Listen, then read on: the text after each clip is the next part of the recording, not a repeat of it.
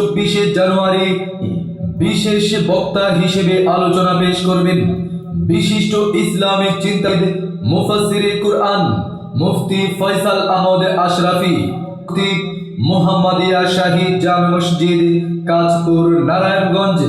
আরো আলোচনা পেশ করবেন হযরত মাওলানা হুসাইন আজাদি সাহেব, ইমাম ও খতিব কুতুব আইল কামিনী মার্কেট না সাহেব, ইমাম ও খতিব কুতুব আইল কামিনী জামে মসজিদ শিবু মার্কেট নারায়ণগঞ্জ।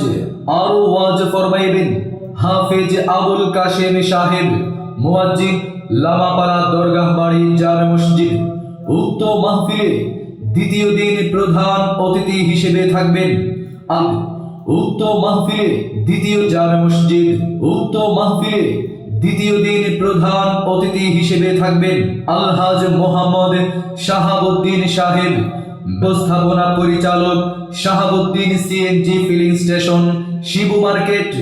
উক্ত মাহফিলে দ্বিতীয় দিন সভাপতিত্ব করবেন আলহাজ মোহাম্মদ সেলিম।